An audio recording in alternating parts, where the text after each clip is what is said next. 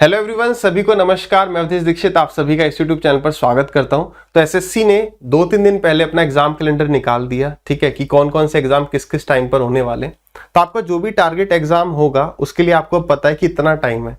I hope आपने उस हिसाब से कुछ प्लानिंग करना शुरू की हो कि यार मेरे पास 5 महीने 6 महीने मैं इस तरीके से अपना सिलेबस कंप्लीट कर रहा हूँगा या कर रही होंगी।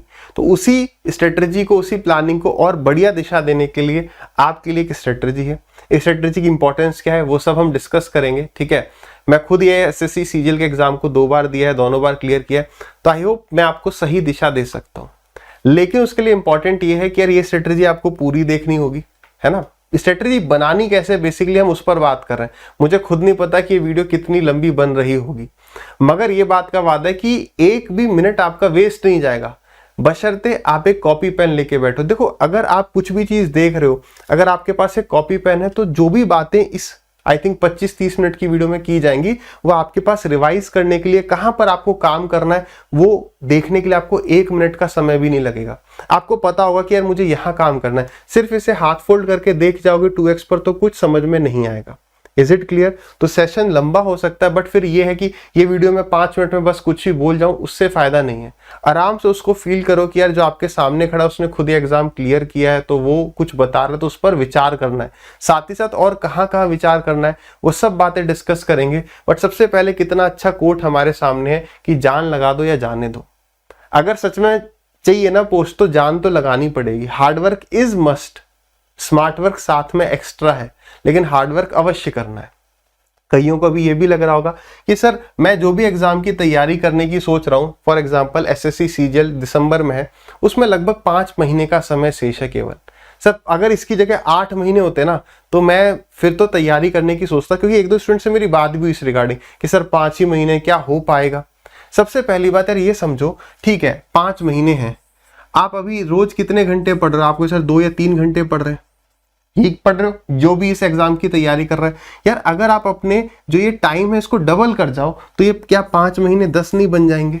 तो ये तो सिर्फ हमारे देखने का नजरिया है। आप ये सोचो कि अगर अभी आप इस एग्जाम में सिलेक्शन ले गए, कोई भी पोस्ट ले गए, तो अगली बार फिर एग्जाम होगा तो आपके पास प्रेशर कम होगा, आपके ऊपर प्रेशर कम होगा, क्योंकि अब आपके पास एक पोस्ट है, वो डर नहीं लगता। मैं खुद अपना एक्सपीरियंस बताऊं, सीजीएल 14 में मेरी बहुत बेकार रैंक थी, 3850 रैंक थी, बट उस वक्त वैकेंसी ज्यादा थी। चलो एक इंस्पेक्टर की पोस्ट मिल गई, एक्साइज इंस्पेक्टर की उस टाइम मिल गई। लेकिन जब मैंने नेक्स्ट सीजीएल दिया तो मेरे पास बिल्कुल प्रेशर नहीं था कि यार अब एक पोस्ट अच्छी खासी मिल चुकी है, ठीक है। और उस वक्त रैंक कितनी आ गई? 71 रैंक आ गई इंटरव्यू के बाद। प्री प्लस में 53 रैंक थी। तो वो सब जो इंप्रूवमेंट का एक जो कारण ये भी था कि प्रेशर नहीं था एग्जाम से पहले, मेन से पहले मेरे ऊपर प्रेशर नहीं था। तो उसी के लिए हमें मेहनत करनी चाहिए। आपने 1 साल पहले डिपार्टमेंट ज्वाइन कर लिया तो ये सोचो प्रेशर भी कम हो गया, कुछ सेविंग्स भी बन जाएगी। तो इसलिए मेहनत करिए। ये 5 महीने बस एक देखने का नजरिया है। अपने आप टाइम ड्यूरेशन को 2 घंटे से 6 घंटे 7 घंटे करके तो देखिए। तो ये बात तो क्लियर है, समय कोई कम नहीं है। तो किन किन एग्जाम्स पर आप अपनी इन स्ट्रेटजी को लगा सकते हो, चाहे वो दिसंबर में एसएससी सीजीएल हो, चाहे सीपीओ हो, चाहे सीएचएसएल हो जो फेब-मार्च में होने वाला है, या एसएससी का जीडी का एग्जाम हो, कोई भी एग्जाम है, आप इन सेम चीजों को अप्लाई कर सकते हो।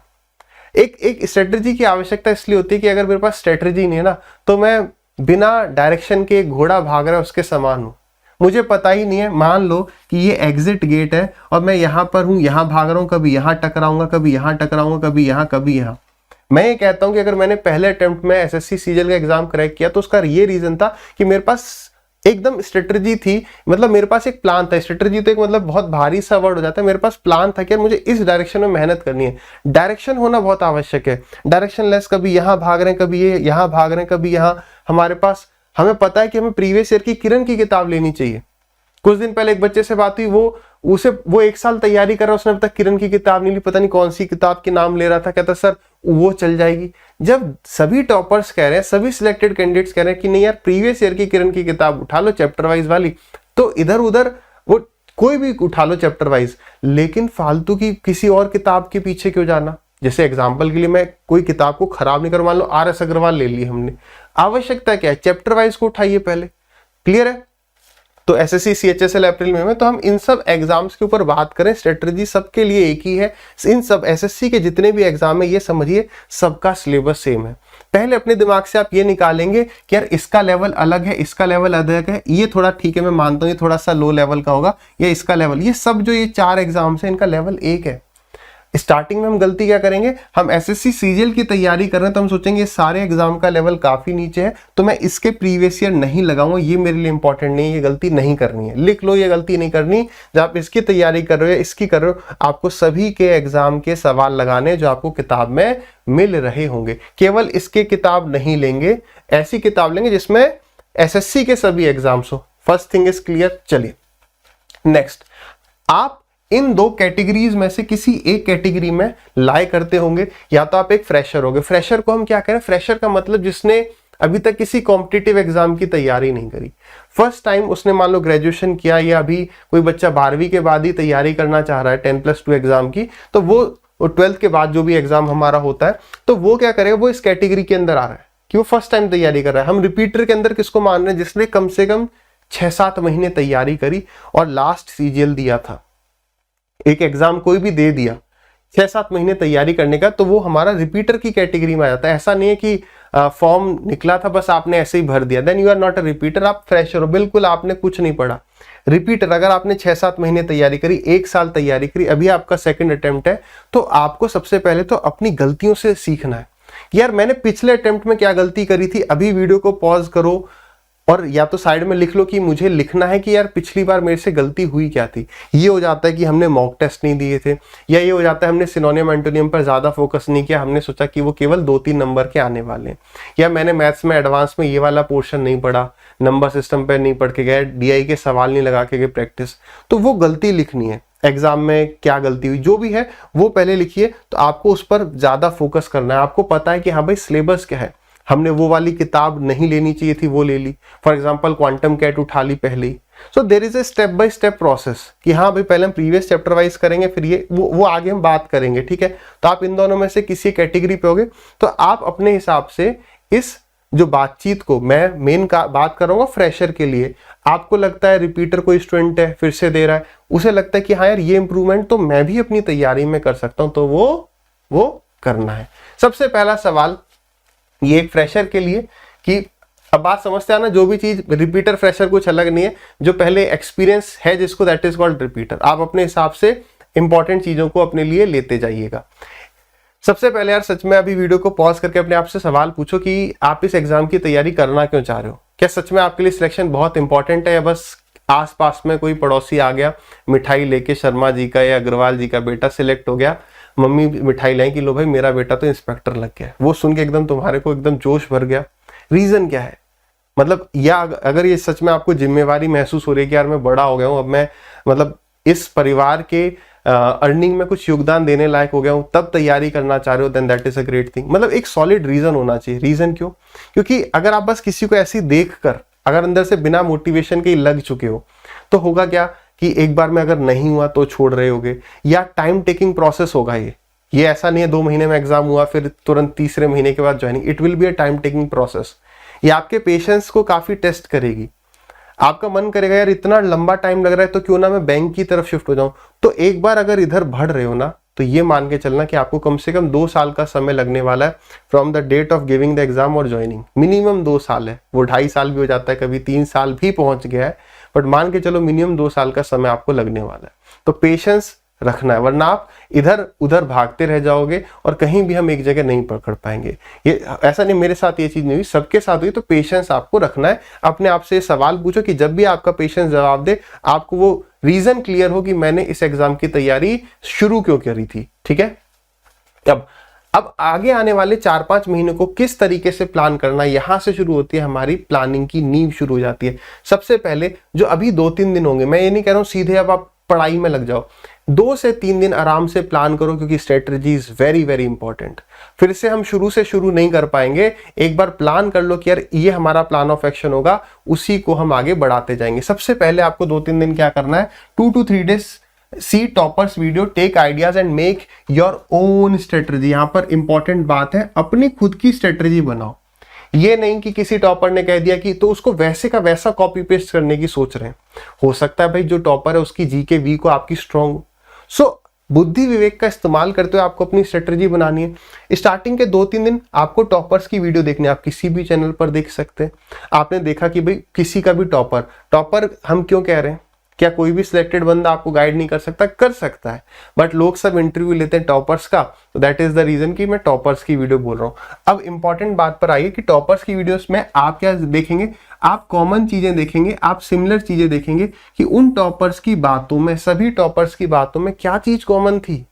एक चीज तो पक्का कॉमन मिलेगी कि उन्होंने बहुत सारा हार्डवर्क किया, बहुत सारी मेहनत करी, बहुत सारी प्रैक्टिस करी, इसमें कोई दो राय नहीं है, वो तो है ही है। साथ ही साथ आप ये भी लिखिए कि इंग्लिश किन्हीं 2-3 टॉपर ने सेम आपको बताया कि भाई यहां से पढ़ो, मैथ्स के लिए सिमिलरली, रीजनिंग के लिए, जीके जो आपको बहुत लालच देगी। लालच में इसलिए वर्ड यूज कर रहा हूं क्योंकि जीके कहेगी भाई मुझे पढ़ ले, तेरे 40 नंबर आ सकते हैं, तो सोच क्या हो जाएगा, तो वो हम आगे बात करेंगे। तो वहां पर आपको अपना टाइम सेव करने के लिए टॉपर्स के पहले ही आपको क्या मिल रहे होंगे, उनके सजेशंस मिल रहे होंगे। तो यार सब, इसलिए मैंने कहा सेम चीज पकड़ोगे तो सब अगर एक ही बात कह रहे हैं तो विश्वास करिए। इंपॉर्टेंट है उनकी बात पर आपको एकदम विश्वास करना है कि हाँ यार यहां से मुझे पढ़ना चाहिए, ठीक है। कोई पेड कोर्स का प्रमोशन नहीं होना चाहिए, मतलब समझ जाओ कि थोड़ा सा, मतलब मैं अगर मान लो किसी का इंटरव्यू ले रहा हूँ, वो कह रहा है मेरा पेड कोर्स खरीद लो, तो कुछ वहां पर उस पर नहीं, मतलब सिमिलर चीजों पर हमें जाना है। बात समझ गए? तो जो इंग्लिश, मैथ, रीजनिंग, जीएस जो भी वहां पर सेम पॉइंट है, बुक्स हैं या कुछ भी है, वहां पर आपको काम करना है। Next, make blueprint of every subject yourself. फिर से यहां पर योरसेल्फ इंपॉर्टेंट है, सो दैट, खुद क्यों बनाना है, ताकि जो प्लान मैं बनाऊंगा उस पर मुझे भरोसा होगा।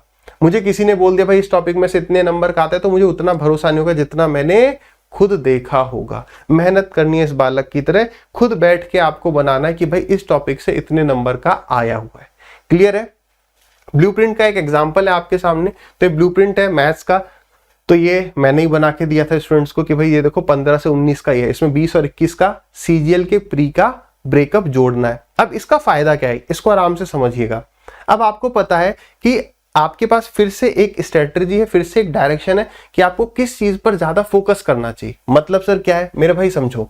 यहां पर आप ये देखो कि अगर मैं एल्जेब्रा को पढ़ूं, ज्योमेट्री को पढ़ लूं, मेंसुरेशन ट्रिगो को पढ़ लूं, ठीक है, उसके बाद डीआई को पढ़ लूं और परसेंटेज, रेशियो, मिक्सचर, ये 3 टॉपिक ऐसे हैं जो आपको पहले पढ़ने ही पढ़ने हैं मैथ्स में। परसेंटेज, ठीक है, रेशियो और उसके बाद मिक्सचर तो अभी यहाँ पे कोई सवाल नहीं है। ये यूट्यूब पर भी सीरीज चल रही है लक्ष्य बैच, उसको भी देख सकते हैं। और 1-2 दिन से मैं ये सोच रहा था क्या कर सकते हैं, तो वो आपको इस चैनल पर मिल ही रहा होगा, ठीक है, गाइडेंस प्रॉपर मिलेगी, उसकी चिंता नहीं करनी है। तो अगर हम ये टॉपिक्स भी कवर करें, मैंने कितने टॉपिक पकड़े, 1 2 3 4 5 6 टॉपिक तो ये हो गए। 2 और उठा लेते हैं, कौन कौन से, एक एवरेज उठा लेते हैं, एक प्रॉफिट लॉस उठा लेते हैं। मैंने 8 ही टॉपिक्स की बात करी। एक टॉपिक अगर आप चाहें ना तो बहुत अच्छे से 1 हफ्ते के अंदर हो जाएगा, विद इन 1 वीक। तो 8 टॉपिक अगर आप अच्छे से करें प्लानिंग के साथ, आपको पता है मुझे इस किताब से पढ़ना है, इस कोर्स से पढ़ना है, खत्म 2 महीने के अंदर। फिर भी 3 महीने बच गए, ठीक है, 1 महीना आप रिवीजन के लिए उठा लो, फिर भी 2 महीने बचे। अब आप ये देखो कि इन 8 टॉपिक में 25 में से पहले 50 सवाल आते थे सीजीएल 15 तक, उसके बाद 25 सवाल हो गए, पता ये सब। एक सवाल 2 नंबर का है, -1/4 है, ये सब पता होगा। नहीं तो एक बार यूट्यूब पे देख लेना कि या नोटिफिकेशन में देख लेना क्या कैसा उसका प्रोसीजर है, ठीक। चलिए, तो अगर हम इन 8 टॉपिक की बात करें तो आप एवरेज उठा के चलिए कितने सवाल आए हैं इन 8 टॉपिक से। देखो 4 और 4 8, ठीक है, 8 और 3 11, 11 और 4 15, 15 और 2 17, फिर ये लगातार 18 19 और 21। सही है। आप ये देख लो 21 सवाल हमारे आगे 8 टॉपिक में से, कितने, 21 सवाल आगे 25 में से। अब बताओ तो इससे क्या फायदा हुआ। अगर हमें कुछ पता ही नहीं है, कोई हमने कोर्स ले लिया, उसमें time speed and distance by chance मान लो स्टार्ट कर रखा है, तो आप अपना टाइम वेस्ट कर रहे हो। टाइम स्पीड एंड डिस्टेंस उतना ही लंबा है जितना बड़ा प्रॉफिट एंड लॉस है, लेकिन टाइम एंड डिस्टेंस अकेले खत्म नहीं होता, इसके साथ आपको ट्रेन भी पढ़ना पड़ेगा, रेस भी पढ़ना पड़ेगा, बोट एंड स्ट्रीम भी पढ़ना पड़ेगा। ये 3 टॉपिक में से देखो 1 सवाल आ रहा है, यहां पर इतना ही बड़ा ये टॉपिक है प्रॉफिट एंड लॉस, वहां से 2 सवाल लगातार आ रहे हैं, यहां पर 3 टॉपिक को पढ़ोगे 1 सवाल आएगा। आपने कहा सर पार्टनरशिप छोटा सा उसको भी पढ़ लेते हैं, उससे भी एवरेज 0 जा रहा है। यानी पहले हमें उठाना है हैवी वेटेज टॉपिक। पहले क्या उठा लेना है, हैवी वेटेज को हम पहले उठा लेंगे, ठीक है। दिस वॉज द रीजन कि हमें ब्लूप्रिंट क्यों बनाना है, खुद बनाना है तो भरोसा भी रहेगा, ठीक है, आगे बढ़ते हैं। लिखा था ना and focus on heavy weightage topic first. ठीक, next, focus should be subject या topic oriented, not exam oriented. बहुत ही इंपॉर्टेंट पॉइंट आ जाता है, इसको ध्यान देना। काफी सारे स्टूडेंट्स इस एक रीजन से सिलेक्ट नहीं हो पाते। समझिए, अभी होगा क्या, आपने जितने भी एग्जाम आ रहे हैं वो सबके फॉर्म भर दिए। फॉर्म भरने का तो कोई ज्यादा चार्ज है नहीं, 100 रुपए ले रहे हैं। ठीक है, तो अभी चल रहा है हमारा जुलाई। ठीक है, मान लो कोई एग्जाम आ जाता है सितंबर में, तो आपके पास कितने महीने, 2 महीने भी नहीं है, 1-1.5 महीना है। तो हो क्या जाता है, हम सब्जेक्ट ओरिएंटेड तैयारी ना करके हम एग्जाम ओरिएंटेड तैयारी करने लगते हैं कि यार 1.5 महीना है, मैं जल्दी से सिलेबस खत्म कर लूं। तो क्या जल्दी से काम बनेगा? नहीं यार, कोई बच्चा था जिसकी तैयारी पहले से पूरी थी, हम उसको 1.5 महीने में कंप्लीट करने की सोच रहे हैं। फिर नवंबर में पेपर आ जाता है, फिर हम वो भी फॉर्म भर देते हैं, फिर उसमें भी क्या होगा, उसमें भी नहीं होगा। क्यों? फिर हमने यही कोशिश करी कि सब टॉपिक को हम 1.5 महीने में पूरा कर जाएं। फिर दिसंबर में CGL है, वो भी नहीं होगा। तो इससे अच्छा क्या है, इससे अच्छा ये है कि अगर मैं किसी एक टॉपिक को पढ़ रहा हूं, है ना, तो ये समझ जाना है सभी एग्जाम, SSC का आप कोई एग्जाम उठा लो, अगर प्रॉफिट लॉस पढ़ रहा हूं तो उसका पूरा प्रॉफिट लॉस ऐसा होना चाहिए कि हर एक एग्जाम का हो जाए। हमें सब्जेक्ट ओरिएंटेड तैयारी करनी है, इंग्लिश, मैथ, रीजनिंग, GS को स्ट्रांग बनाना है, ना कि नहीं यार जल्दी से सिलेबस खत्म करो। जल्दी से सिलेबस खत्म करने के चक्कर में हमारे हाथ में एक भी एग्जाम नहीं आएगा। आपने ऐसा देखा या नहीं देखा, आपका कोई भाई होगा, कजन होगा, आस पड़ोसी होगा, उसने लगातार 4 एग्जाम निकाल दिया। क्या उसने चारों के लिए अलग अलग कोई पेड कोर्स लिया था? The answer is no. उसने एक बार अच्छे से सिलेबस को खत्म किया, फिर मोर और लेस सबका सिलेबस, सभी एग्जाम्स का सिलेबस लगभग एक जैसा है। आई एम नॉट सेइंग कि एग्जैक्टली एक जैसा ही होगा, थोड़े बहुत चेंजेस के साथ वो सेम ही है। उसने फिर उसे पता चल गया, उसके वो चारों एग्जाम क्लियर हो गए। आई होप आप इस पॉइंट के साथ एग्री करते हैं। तो इसलिए क्या करना है, हड़बड़ी में तैयारी करने की बजाय हमें ऐसे करना है कि एक बार करें बस खत्म। कईयों को यह भी लगेगा कि यार अगर नहीं हुआ तो मेरे 5 महीने वेस्ट हो जाएंगे। यार वेस्ट नहीं होंगे, आप इस तरीके से तैयारी करो कि ये जो 5 महीने में जो आपने पढ़ा है वो आगे काम दे जाए। क्या पता आपने 5 महीने जान लगा दी तो आपका प्री क्लियर हो जाए, कोई ना कोई आप पोस्ट ले जाओ। मैं ये नहीं कह रहा चलो इंस्पेक्टर की पोस्ट मिलेगी, लेकिन इतनी मेहनत तो कर सकते हैं कि यार कोई ना कोई पोस्ट लेके जाएंगे। और प्री के बाद भी टाइम मिलेगा यार, प्री के बाद भी डिसाइडेड नहीं है कि कौन इंस्पेक्टर बनेगा, कौन टीए। फिर मेंस के लिए कौन कितनी मेहनत करने वाला है, दैट इज वेरी इंपॉर्टेंट। ठीक है, तो इन 5 महीने फोकस करिए और सब्जेक्ट ओरिएंटेड तैयारी करो या टॉपिक ओरिएंटेड करो, जल्दीबाजी नहीं करनी कि एग्जाम निकालना है। ठीक है, next, always remember self practice is the only की टू सक्सेस। मैं पूरे जोर और शोर के साथ ये बात कह सकता हूं कि आपको कोई कोर्स की आवश्यकता नहीं है। अगर आपने जान लगा दी ना, ये एक अकेली चीज है जो आपको बाकियों से अलग बनाती है। मेरे से हजारों बच्चे पढ़ रहे होंगे, किसी और टीचर से हजारों बच्चे पढ़ रहे होंगे, तो क्या हमारे सबके हजारों बच्चे सिलेक्ट होंगे? The answer is no. तो कह दे बात और है कि मेरे 5,000 बच्चे सिलेक्ट हो गए, वो सब बात आप भी जानते हो, नहीं जानते तो गलत बात है, आप मूर्ख हो फिर तो है कि किसी ने कहा 5,000 सिलेक्ट हो गए हमने मान लिया है, ऐसा नहीं है। तो ये जो चीज है ना, ये सबसे इंपॉर्टेंट है। जब तक मैं अपने हाथों से सवाल नहीं करूंगा ना, मैं अगर एक ऐसा बैच भी ले लूँ जिसमें 10,000 सवाल करवाए गए, मैं सिलेक्शन नहीं ले सकता। खुद जब तक आप मेहनत नहीं करेंगे तब तक कुछ नहीं हो। खुद प्रैक्टिस करनी है। आपने 100 सवाल क्लास में पढ़े तो करो ना, 150-200 सवाल जब आप करोगे, जो मोटिवेशन आ जाएगा, जो आपको एकदम सेल्फ कॉन्फिडेंस आ जाएगा, वही सिलेक्शन दिलवाएगा। याद रखना मेरी ये बात हमेशा, आप याद करोगे कि हाँ यार सर सही कह रहे थे, सेल्फ प्रैक्टिस बहुत इंपॉर्टेंट है। बैच में कितने सवाल हो रहे हैं उससे कोई मतलब नहीं, क्योंकि एंड में आपको भरोसा तभी होगा जब आप खुद सवाल लगा रहे होंगे।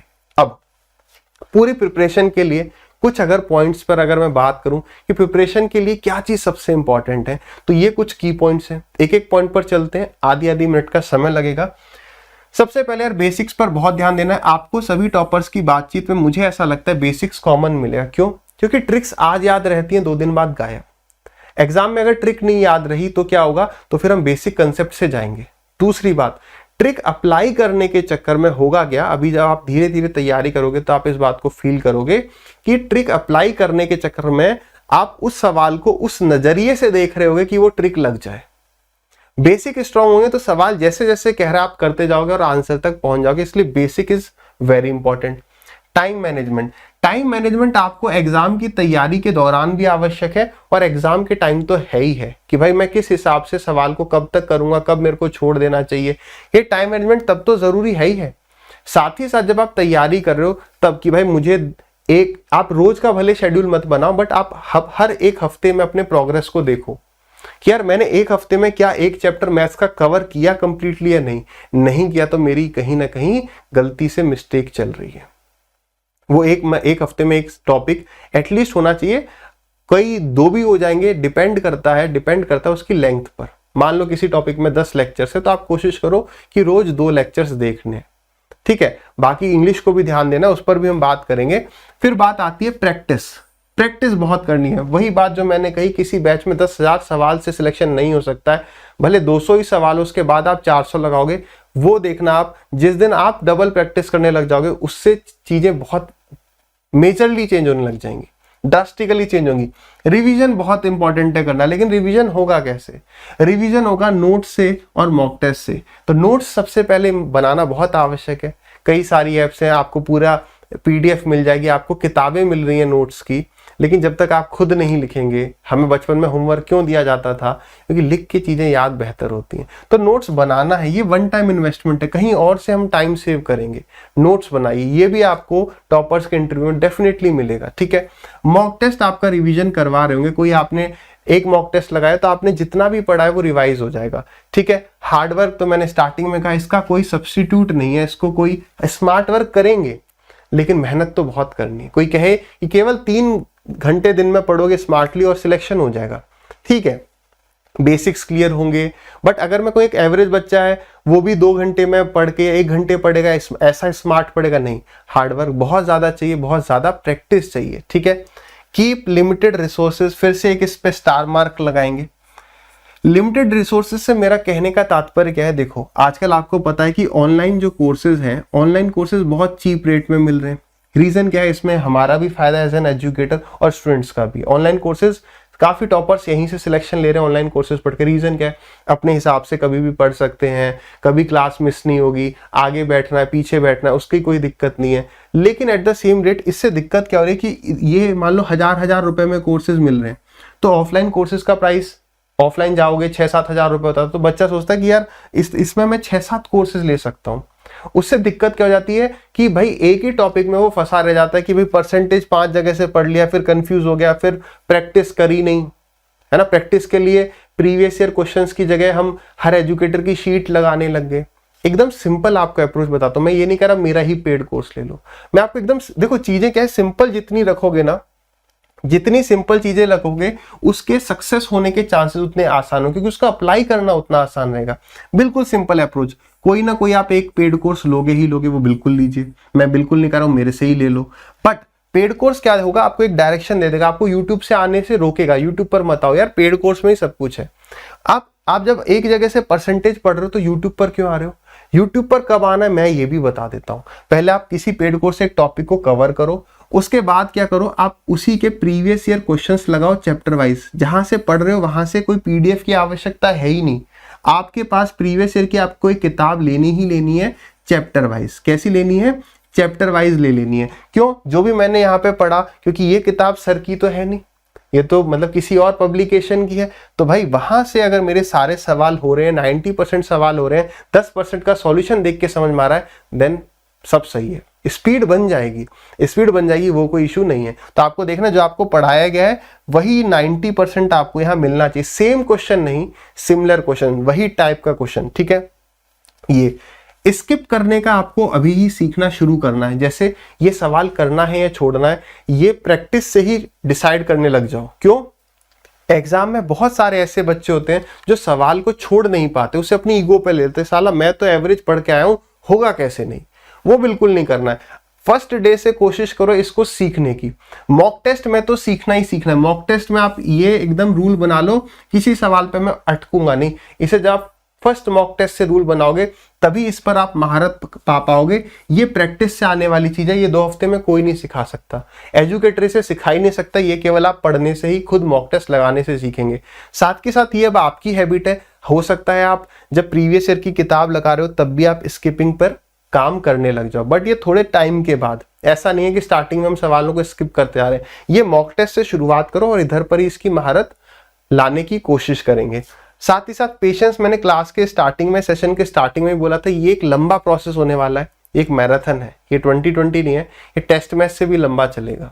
तो पेशेंस जवाब देगा। आपके आसपास के लोग शादी कर रहे होंगे, शादियों में जा रहे होंगे, छोटी मोटी नौकरी पकड़ रहे होंगे, मगर एक बात ध्यान रखना कि झोपड़ी बनने में समय नहीं लगता, महल बनने में लगता है। यही बात मैंने अपने आप को समझाई थी जब मुझे प्राइवेट नौकरी नहीं मिल पा रही थी, कम की मिल रही थी, तो मैंने कहा यार 10-12 हजार की सैलरी ना कभी भी मिल जाएगी, एक बार दम लगा के देखते हैं, ठीक है। सो ये इंपॉर्टेंट है, चिंता की बात नहीं है। समय बाकी लोग थोड़ा सा आगे जा रहे होंगे ऐसा आपको लगेगा, बट इसको नहीं छोड़ना है। Last but not the least, सब चीजें इंटरलिंक्ड है। आपको भरोसा होना चाहिए कि यार, इसलिए स्ट्रेटजी बनाने की भरोसा होना चाहिए कि मैं सही राह में हूं। हर हफ्ते देखते रहो कि हाँ यार हम सही रास्ते पे चल रहे हैं, उस पर भरोसा रखो। मेहनत ये सोच के करो कि ईश्वर आपके सामने उतर आया, उन्होंने कहा कि बेटा तू 10 घंटे रोज पढ़, तेरा सिलेक्शन पक्का है, तो आप पढ़ लोगे। क्यों?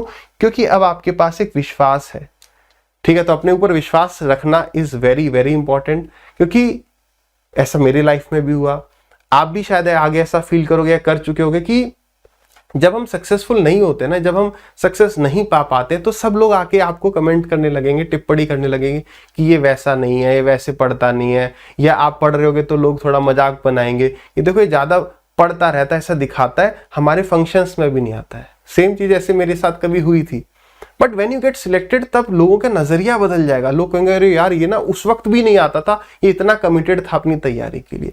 तो लोग आपको कहते रहेंगे, अपने ऊपर विश्वास ही रखना है, ठीक है। विश्वास हम अपने ऊपर नहीं रखेंगे तो दुनिया हमारे ऊपर कैसे रखेगी यार। हमें अपने फैसले पर विश्वास होना चाहिए, ठीक है। चलिए, तो अब आ जाते हैं हम एक बार ओवरव्यू में आपको दे देता हूं, इस पर और काम करिएगा। टॉपर्स के इंटरव्यू से भी आपको सजेशंस लेने हैं, वो भी मैंने कहा है कि सब्जेक्ट वाइज प्लान पर आ जाते हैं। तो focus on English and maths more, ये बहुत बहुत इंपॉर्टेंट। रीजन क्या है?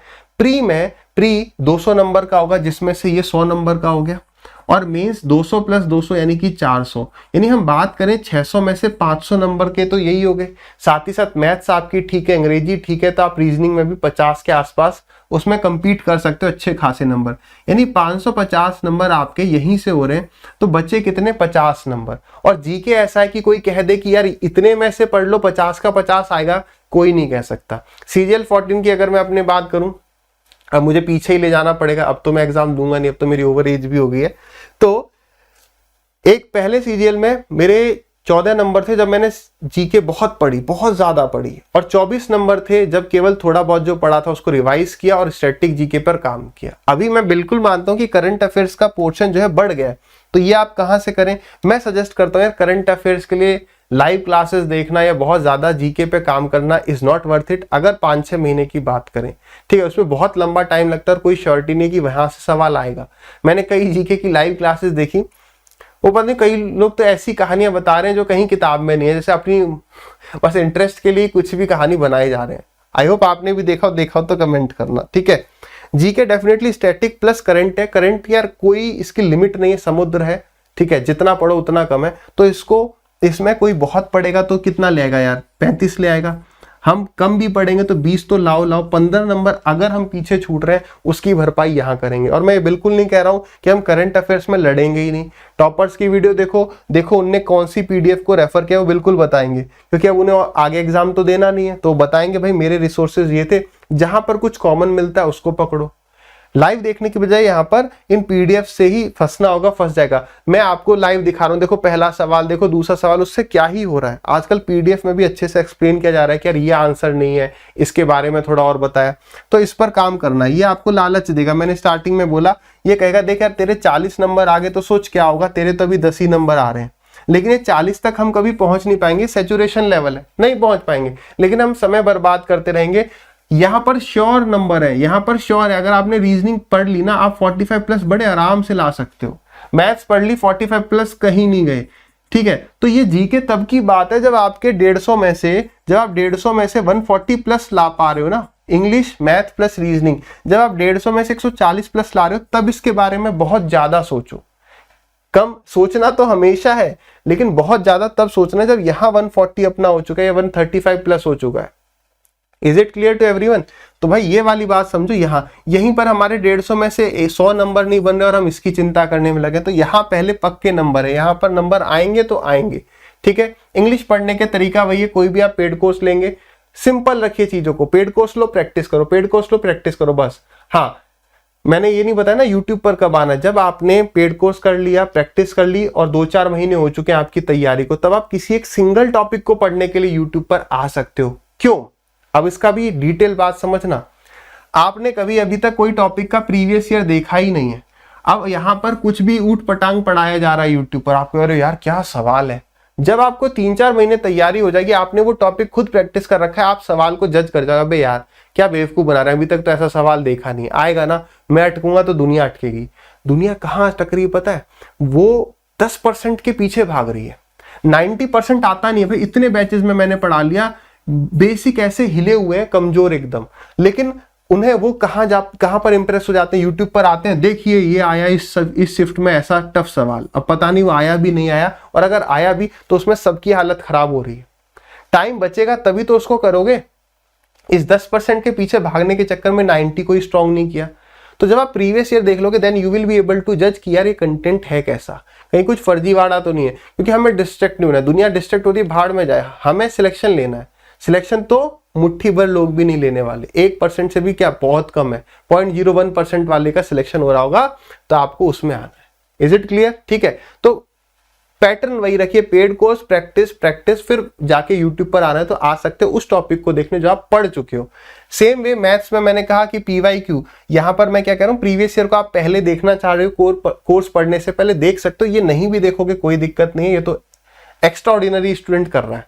अदरवाइज कोर्स लिया, पढ़ लिया चैप्टर, फिर प्रीवियस ईयर क्वेश्चंस लगा लिए चैप्टर वाइज वाली किताब से, फिर उसके बाद नेक्स्ट चैप्टर पे, इतना आसान है। लेकिन हम क्या कर रहे हैं, कहीं से पढ़ रहे हैं, कहीं की शीट लगा रहे हैं, ये लगा ही नहीं रहे, कह रहे हैं कि सर ये तो लगा लेंगे, ये तो सबके पास है। ऐसे सोच रहे हैं कि यार जो सबके पास है वहां से सवाल नहीं आएगा, वो तो सबसे बेकार चीज है, हम कोई अलग किताब पढ़ेंगे, दूसरे ग्रह पे थोड़ी जाना है, अलग किताब पढ़ेंगे। जो पढ़ना है वो यही सब है, यही सब पढ़ के लोग सिलेक्ट हो रहे हैं, वही पढ़ना है। ठीक है, रीजनिंग का कैसे करना चाहिए सर? तो मेरे भाई रीजनिंग के लिए आप क्या करो ना, 4-5 पेपर उठा लो डिफरेंट ईयर्स के, जो भी लास्ट अलग अलग ईयर के अलग अलग SSC के एग्जाम के रहे, CGL, CHSL, MTS, उनको एक बार लगाओ या उनके थ्रू जाओ और देखोगे आप कि कई सवाल तो आपको बड़े आसानी से आ रहे होंगे, पेज फोल्डिंग वाले या मिरर इमेज वाले, लेकिन कुछ सवाल आपको दिक्कत देंगे, जैसे सिलोजिज्म हो गया, सीरीज हो गया, मिसिंग नंबर हो गया, ब्लड रिलेशन हो गया, कैलेंडर हो गया, मैट्रिक्स मतलब ऐसे करके बना देगा और बोलेगा ये नंबर बताओ। तो ये जो दिक्कत दे रहे हैं ना, आपको इन्हीं पे काम करना है, इन्हीं की मतलब किरण की चैप्टर वाइज उठाओ और इन्हीं टॉपिक को पकड़ लो। यूट्यूब पर भी मिल जाएगा, पेड कंटेंट है, वो भी बहुत चीप प्राइस में, वहां से देखा और उस टॉपिक को कवर किया, प्रीवियस ईयर लगा लिया। अब आप देखोगे कि SSC की रीजनिंग इतनी ज्यादा आसान है कि इसमें जो है कई बार इसमें आपको बहुत टफ बताया जाएगा पेड कोर्सेज में। तो आप ये भी देखोगे पिछले 4-5 साल के पेपर में कि यार लेवल क्या आ रहा है, कई बार कैलेंडर तो आ ही नहीं रहा है और क्या क्या हम सवाल कर रहे हैं। तो प्रीवियस ईयर को देखना बड़ा इंपॉर्टेंट है। ठीक है, फिर जीके पर हमने बात कर ही ली। ठीक है, आगे मॉक कब देने चाहिए, वो इंपॉर्टेंट क्यों है, कब देना स्टार्ट करें, वेरी इंपॉर्टेंट पॉइंट पर हम आ जाते हैं। सबसे पहली बात, आपको एक मॉक टेस्ट तो आज ही दे देना चाहिए जब आपने ये वीडियो खत्म कर ली उसके बाद। देखो हमारा दिमाग इस तरीके से शायद ईश्वर ने बनाया है कि वो मुश्किल चीजों से भागता है, जहां उसको डर लगता है कहता है नहीं यार। काफी सारे स्टूडेंट्स क्या करते हैं कि वो कहते हैं कि जब मेरा सिलेबस खत्म हो जाएगा तब मैं मॉक टेस्ट दूंगा। सिलेबस समुद्र की तरह है, क्या कभी खत्म होगा उसका पानी है? मतलब इतना बुरा अकाल कभी ना पड़ जाए या सूखा कभी ना पड़ जाए कि समुद्र सूख जाए, नहीं पड़ेगा। ठीक है, तो हम सोचते हैं कि यार पहले ना एक बार सिलेबस खत्म हो जाए उसके बाद करेंगे। तो ये वाली बात को समझो, never ever wait for completing the syllabus first. क्यों? आप मुझे, अगर आपको समय मिला हो, आपने सिलेबस देखा हो, तो आप ये पाओगे कि सिलेबस में एक भी ऐसा टॉपिक नहीं है जो आपने 10वीं तक नहीं पढ़ा था। है क्या? प्रॉफिट लॉस हो जाए, टाइम स्पीड एंड डिस्टेंस हो, सब टॉपिक लगभग आपने पहले पढ़े हुए, बेसिक नॉलेज आपके पास है। ठीक है, तो अब आपने मॉक टेस्ट लगाया, सबसे पहले तो आपको एक मॉक टेस्ट अभी लगा लेना है।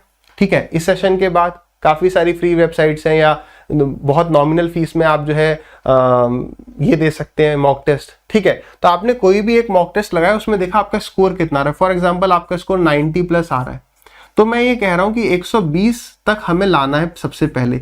ये एक सेफ लाइन है। आपको सर कट ऑफ तो 130 गई थी, तो भाई 130 नॉर्मलाइज स्कोर था। कई बच्चे थे जिनके 118 थे, वो भी पास हो गए होंगे, है ना। तो इस बात को समझो, मैं ये नहीं कह रहा हमारा टारगेट है, वी आर सेइंग कि यहाँ पर आगे तो एक सेफ लेवल पर आगे, उसके आगे और मेहनत करेंगे। तो अभी 90 प्लस आ रहे हैं और अगर 120 लाने हैं तो ये गैप काफी कम है, आ जाएगा, आपके बेसिक्स सही हैं, ठीक है। तो हमें अपना लेवल तो पता चले, आपके नंबर अगर आ रहे हैं 60 से 90 के बीच में आ रहे हैं, या ये कह लो कि 70 से 90 तक आ रहे हैं तो ठीक है, कोई दिक्कत ज्यादा नहीं है। लेकिन अभी आप 50-60 नंबर आ रहे हैं तो बहुत कम है। मैं क्यों कह रहा हूँ कम, क्योंकि रीजनिंग ही 50 नंबर का है, इंग्लिश है वो कॉमन इंग्लिश होती है, बहुत मतलब इतनी हाई फाई इंग्लिश नहीं है। सीबीएसई बोर्ड से होगे थोड़ा तो वो कर जाओगे। तो इसलिए मैं कह रहा हूँ 80, 70, 80, 90 जो है ये रेंज ठीक ठाक है, मतलब 80 से ऊपर रहे, 90 से ऊपर रहे, अच्छा है। 60 के आसपास नंबर चल रहे हैं तो थोड़ा मेहनत ज्यादा करनी होगा, नहीं ऐसा नहीं है, थोड़ा सा मेहनत करोगे पकड़ जाओगे। लेकिन एक लेवल अभी पता चल गया हमें, उसके बाद आपको प्रेजेंट स्टेटस पता चल गया। उसके बाद आप क्या करोगे, अगर मैथ पढ़ोगे तो मैथ में पहले परसेंटेज, रेशियो, मिक्सचर, ये 3 टॉपिक पढ़ लिए। उसके बाद आप कोई भी टॉपिक पढ़ सकते हो, क्योंकि ये 3 टॉपिक बेस है पूरे मैथ्स का, ये कह लीजिए, ठीक है। तो आपने ये टॉपिक कवर कर लिए, हो सकता है 2 से 3 हफ्ते के बीच में आप इस टॉपिक को खत्म कर लेंगे। फिर आपने मॉक टेस्ट लगाए, उससे क्या होगा, आपके कई सवाल नहीं होंगे, इन 3 टॉपिक के थोड़े बनने लगेंगे। तो जो नहीं हो रहे ना, उसका एनालिसिस करना इज वेरी इंपॉर्टेंट। एनालिसिस मतलब जो मेरे सवाल नहीं हुए उनका सॉल्यूशन देखा। तो पहले तो मॉक टेस्ट में लंबा लंबा सॉल्यूशन होगा, वो आपके समझ में आने लगेगा। वो देखने से क्या होगा, जब आप उस टॉपिक पर बाद में पहुंचोगे ना, तो आपको एक बेस और स्ट्रांग हो चुका होगा। आप अगर इस लेवल पर आए थे तो आप इस लेवल पर होगे, और यहां तक पहुंचना है, मान लो, समझ पा रहे हो। क्योंकि ऐसा कोई टॉपिक, ट्रिग्नोमेट्री ऐसा नहीं आपने नहीं पढ़ी, आपने 8वीं में ही पढ़ी थी, 10वीं में ही पढ़ी थी, तो वही लेवल है, उसमें थोड़ा बहुत चेंज है, फास्ट करना है बस। ऐसा नहीं बहुत हाई लेवल का, आईआईटी लेवल का कुछ नहीं आ रहा है। तो बेसिक ये वो हो जाएगा, बस आपको इसलिए एनालिसिस करते रहना है कि जब आप उस टॉपिक पर फिर आओगे तो आपका लेवल अच्छा हो चुका होगा, ठीक है। तो आई होप, बहुत लंबी वीडियो बन गई, 35 मिनट शो हो रहा है, बट एक बार कमेंट करिएगा कि सच में फालतू की बात हुई नहीं हुई, क्या इसने आपकी तैयारी में कुछ इंप्रूवमेंट कर सकता है, कैसी बातें लगी वो करिएगा। हो सकता है कई वीडियोस आपको 10 मिनट की मिल जाएं, क्योंकि बच्चा अट्रैक्ट होता है कि यार 10 की और थंबनेल बना दी ऐसी अट्रैक्टिव सी कि गारंटी के साथ ले 5 महीने में सिलेक्शन, ठीक है। तो वो सारी चीजें अट्रैक्ट करती है कि यार चलो 10 मिनट है, क्या पता हो ही जाए। ये हलवा नहीं है कि बस बट रहा है हम लेने चलेगा और मिल जाएगा। सो आई होप आपको ये सेशन बढ़िया लगा हो तो लाइक करिएगा। कोई आपका जिगरी दोस्त हो, यार हो, जो तैयारी करने की सोच रहा है, तो उसके साथ इस वीडियो को शेयर कर सकते हैं। फिर मिलेंगे हम नेक्स्ट सेशन में। टिल देन हंसते रहिए, मुस्कुराते रहिए और मेहनत करते रहिए।